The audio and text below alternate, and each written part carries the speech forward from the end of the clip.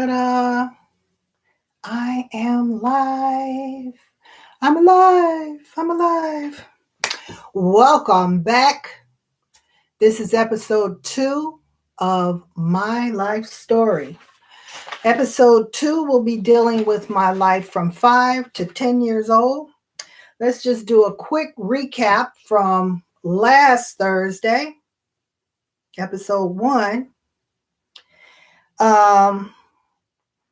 I mentioned that my mom was first married at the age of 16. She had 4 children before I was born.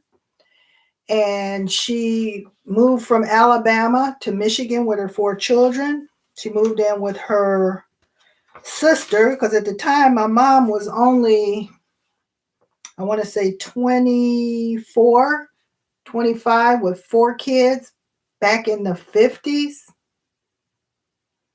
And she was a single mom because her husband, after she had their children, for some reason, unknown reason, he left. But anyway, when they moved to Detroit, Michigan, that's where she met my father. They got married. I was born. We're just doing a quick recap from last week so you guys will know where I'm at. And I did show pictures. Let's see. I showed a picture of me when I was 1 year old. That little bitty mean me. My sister told me I was very mean. I would always say, no, no, no, no, no, no. And then these pictures, I think I may have been about 4 years old, 3, 4 years old at the time. And my dad had done my hair on these pictures. So that's where we left off last week. And I said I was going to read a love letter from my father to my mother that I found after my mom passed away. This is the original letter. My father only finished, my father was born in 1910. So he finished, I think, 3rd or 4th grade. And so I'm going to read exactly what he wrote. And I just think it's so cute because he did his best. This is exactly what he wrote. Mrs. Esther O'Hare. That's my mother's name. My dear beloved one, this is to let you know that I shouldn't have to inform a letter to prove my loving to you. But this is the way that you want it. So it makes me happy because I can say that you is my pride and joy. And also the kids. But I know that I love you very much, more than you think I do. And as time go by, I will show you more and more. So as to night and all other time, I will prove it. And as soon as things straighten out, then you will see. Because I do know that you are a wonderful mother and truly believe that you is a good wife. Although you is a little lazy with the kids, then you should be. How would he know? Anyway. Oh, but you has did fine with them. Smile. He put it in there. Smile. So I shall close with this prayer. May the Lord be with us until we meet, darling. We'll see you as soon as I can. Sweet dreams from the one that loves you, Richard O'Hare. And then he tried to make a little heart. It says, you is my heart always. That's it. So that was my dad sending my mom a love letter. And in this episode, you will see why he was sending her that love letter. So there is a trigger warning in here for domestic violence. So during the years of 5 and 10 in my life, I found out that my father, this is how I found out my father was not the father to my 4 older brothers and sisters. I would call him daddy, of course, but they called him by his first name, which was Richard. So one day I called him Richard and he got so upset with me. He was like, you don't ever call me Richard. But I was like, but they call you Richard. He said, I'm not their daddy. And how was I? 5, 6 at the time? I'm not their daddy. Of course, that didn't make any sense to me because I was just a kid. Nobody explained it to me. So I just knew not to call him Richard because he was my father. So that, kind of made sense to me, I guess, the way he treated them, because he was not the best stepfather to my brothers and sisters. It was a lot of things that went on at that time that, of course, I was not privy to because I was just a child. I'm not sure if my father at that time was an alcoholic or not. I just know he was the best father he could be to me and my brother, but he was not the best father or stepfather he could be to my older brothers and sisters. And, by time I was 6 years old, the oldest one was, I think she had moved out. She was 16 years older than me, 22.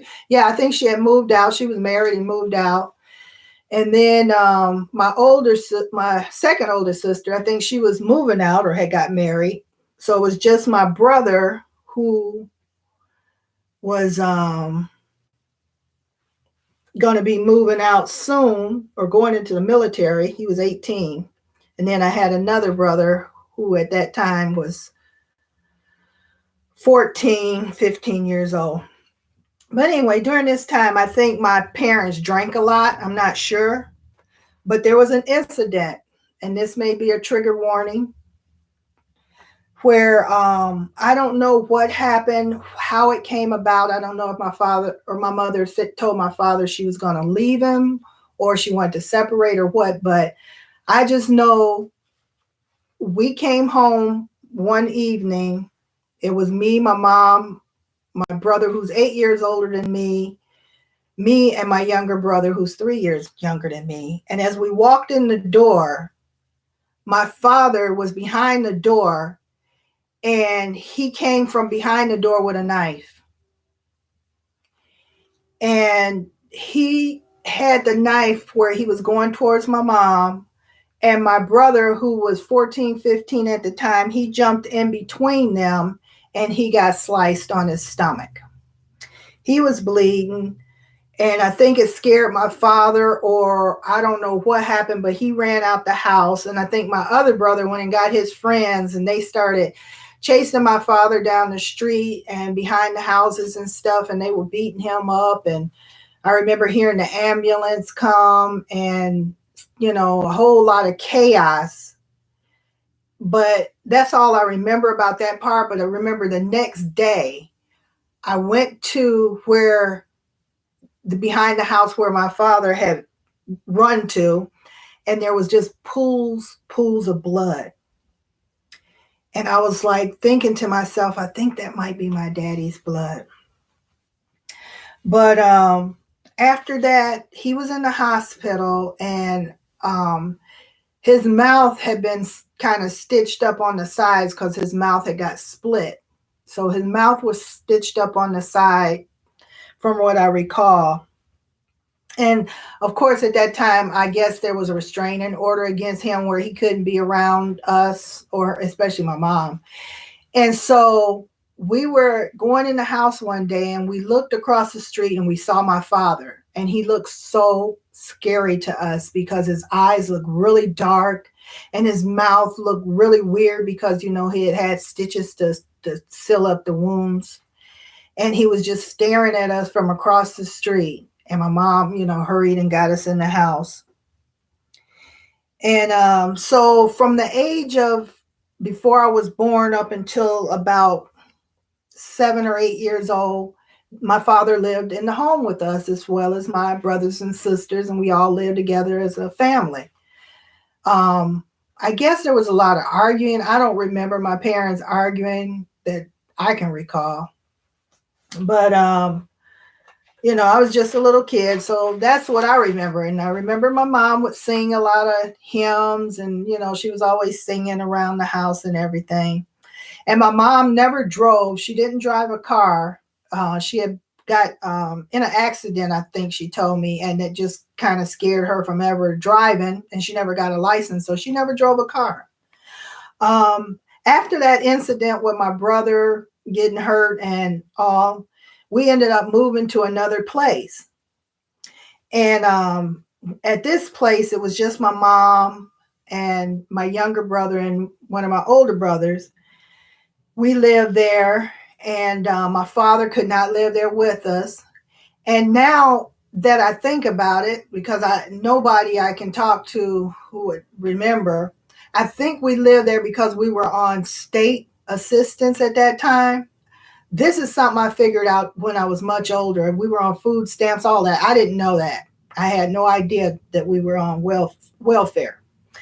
So I'm thinking my mom probably got on welfare. That's how she got the house that we lived in.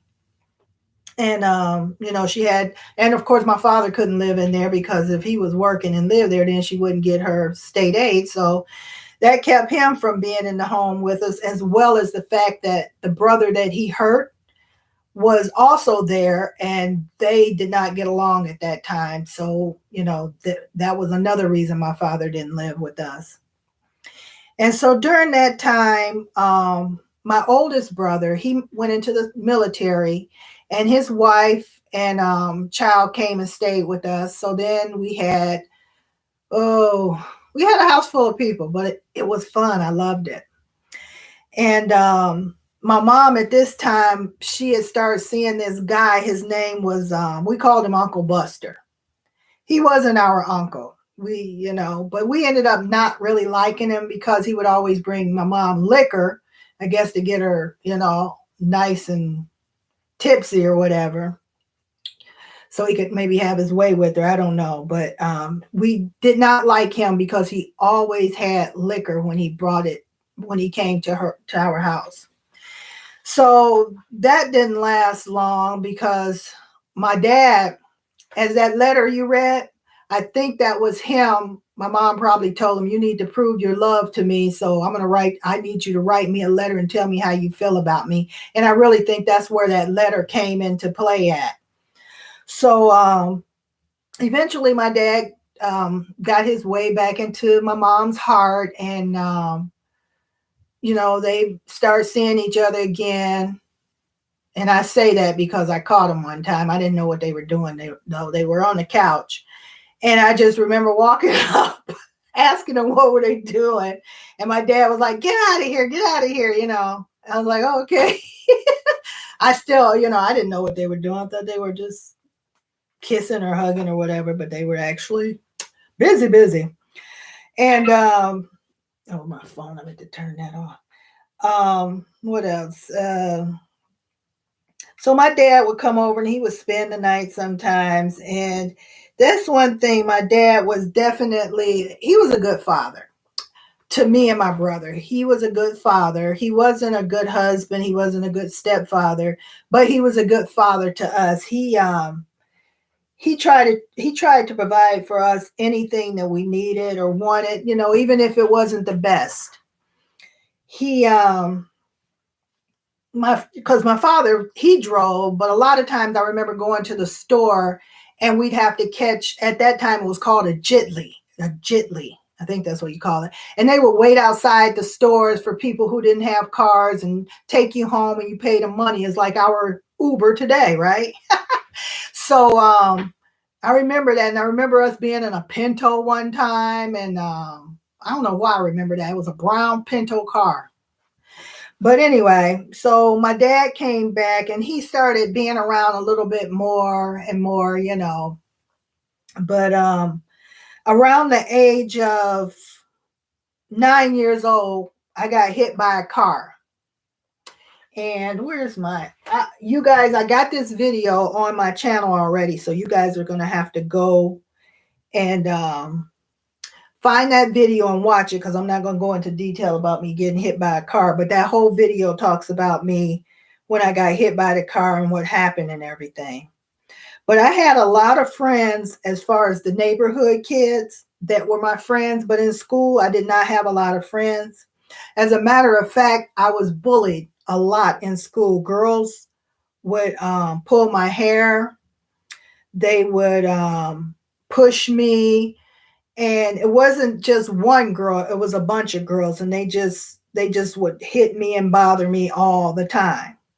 So I remember this one incident where um oh, I'm sorry, I'm up here looking for something. I remember this one incident.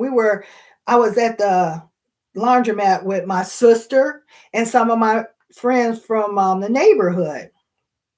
So we were washing clothes, and those girls who would always pick on me came to the laundromat, and they were trying to get me away from where my sister was doing laundry. And one of my friends, he was a couple of years older than me, so he might have been 11, 12. And he asked the girl, and while he told me to run, he's like, just go. I'm going to talk to him. So he went and talked to him and asked him why were they bothering me. And so while he was doing that, I took off running. And as I'm running, one of the girls was running behind me. So I'm running as fast as I could. And when I turned the corner, I was going to go down like this alleyway. And so as I'm going down the alleyway, I'm looking around for a stick or something. So I found a piece of a water hose. And so then I stopped. And when the girl came around the corner, I just started whacking her, beating her with the water hose. And I beat her so bad. And then I ran home. And so after that, they never bothered me again. And I don't know if it was because he said something or because I had beat that girl up so bad with the water hose that they were like, well, maybe we shouldn't mess with her no more. I don't know, but they never messed with me again. But as far as girls go, I did not have a lot of girlfriends as a child. I had one girl friend, her name, I believe, was Gwen, and she wanted to play with baby dolls. And at that time, I was into being outside. I wanted to be outside. So I told her, okay, well, I'll come play with you for a little bit, and then I got to go so I can go play outside, because she wanted to play with the dolls and stuff. And it was fun for a little bit, but after a while, it got boring. I was very active. So I left her house, got on my bike, rode back to hang out with my friends. So, here, let me show you guys. Go back and find that video and watch it. It's the video where story time, I was hit by a car while riding my bike. So go and check that out. And you guys can see exactly what happened to me riding my bike when I was 9 years old. Oh, speaking of 9 years old, I got a picture here. Let's see. Of me when I was about here. This picture right here, I was about 7 years old. I was 7 years old in second grade, because this outfit right here, I loved it and wore it so much it faded. But check out the little bows in my hair. My mom would do my hair and put the matching bows to match my dress. But that was a little skirt outfit, and that's what I wore in second grade. And let's see. Here's a picture. You can see I'm a tomboy. Where am I? Outside, hanging off of a rug tube. That's me outside. But and then here's another little picture of me, and I think I was 10 years old on here. But yeah, I had a lot of friends they were all guys. All my friends were guys. And we would ride bikes quite often. And I don't know if before I got hit or after I got hit, but we rode to Belle Isle one time. Now, my younger brother, he rode to Belle Isle, but he didn't know where he was going. So he followed the kids and, just followed them because he didn't know where he was going. So he followed them. And so when he come home, my parents were worried where he was and this and that. And he told them what happened. They were like, oh, you don't follow them. If you go past a certain place, you turn around. And so I'm like, you went to Belle Isle? I'm like, oh, I want to go there too. So the next day I told my friends, I had said, hey, you guys, you want to go to Belle Isle? And they like, yeah, let's go. Because, they were older or whatever. And we hung out with them. And so I rolled with them and I went to Belle Isle and we had so much fun. No parents to tell us we had to stop playing here, we stopped playing there. We were just having ourselves a good time. So when I got home, guess what? I got in trouble. Why? Because I knew better. And I was like, but Nikki, he didn't get in trouble. My brother didn't get in trouble. Why am I getting in trouble? Because you knew better. You went and did just what we told him not to do. So that's how that happened. And the great part, as far as up to here, I never was SA. You know what SA is. I never had that problem. There was none of that going on. Nobody ever touched me, bothered me, or anything like that as a child. As far as trauma goes, the most traumatic was with my brother. And, once the scar had healed, I always wanted to see it. And he would come home from basketball and he'd have his shirt off. I'm like, let me see your scar. I don't know why I was so fascinated with that scar. And so, I guess when my dad come over, my brother was probably at work or something during that time because they never really got along after that. I mean, they made up, I guess, but So anyway, as far as I went, um, let's see, uh, yeah, I had no problems with. I had lots of friends, and my next door neighbor, I had a crush on him. I think he was a year or two older than me, and I remember seeing him kissing this girl down the street one time. And I went home and I told his mother. I said I saw him down there. He was kissing that girl in the doorway, and he got on punishment. And I remember she had left him up in the bathroom and we were outside playing and we looked up and he was looking down at us and we were laughing at him and stuff because he had got put on punishment for kissing a girl. And what was some of the fun things we used to do? Oh, I had a dog named Trixie. Oh, I love that dog so much. And I always loved animals. And Trixie, I don't even know where she came from, but I love that dog so much. And she ended up having puppies because my father came over, and I guess she was in her cycle, and she kept wanting to go outside, so he let her outside, so she ended up getting pregnant. And we had puppies and we named them Reno. I think there was one named Snoopy, Coco. But yeah, so those were just some really great times. And, we'd sit on the porch and play, that's your car, cars, the cars would go past and we were in line and that's your car, that type of game. And what else? We play hide and seek. And I had a great childhood for the most part. People can look back and think, you know, there were incidents that happened, but it didn't affect me as, with my dad and my brother. That didn't affect me to make me a scared kid. That didn't affect me to make me fearful of my father. Even though I got punished a lot more because I was the older of my father's kids and my younger brother, poor little thing, he was just following the crowd, including me. But yeah, so up to 10 years old, everything was grand and wonderful.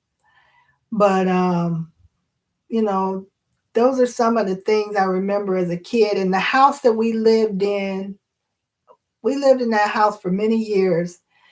And I remember walking to school. I remember ice skating, building an ice skating rink out in the backyard. And we had some good times. And I remember the time that I found out, well, we both found out that Santa Claus was not real, was when we snuck downstairs. My parents had left out. We went downstairs and then we heard them coming in. So we hid behind a chair. And when they came in, we were looking, we could see them. And they had like big bags with stuff in it, but we could see some of the things. It was like, they looked like toys and stuff. So when Christmas came and we saw some of the things that we saw in the bag, we were like, that didn't come from Santa Claus. But now that I think about it, that's why I know we were, see, as a child, I didn't even know we were on welfare. Why? Because my parents didn't sit up in front of us and talk.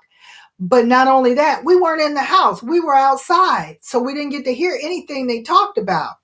But anyway, every year we would get the same thing. It was a paint by numbers, and these candies, these little candies they would give us, the little strawberry hard candies. We would get those candy canes, and I can't remember, it was something else we got, along with things my parents would also buy us. I mean, I got a beautiful Chrissy doll. I don't know if anybody remembers that. And her hair, you could turn the little knob and her hair would come out. And that was one of the baby dolls I played with.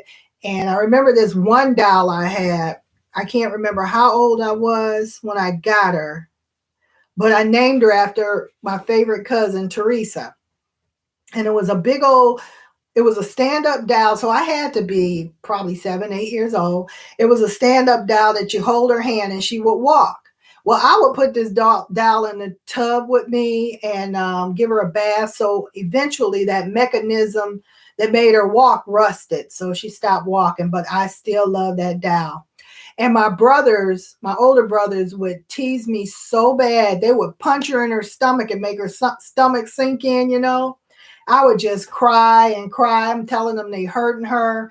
And one time my older brother, who was 12 years older than me, he punched her and I jumped on him and bit him in his elbow.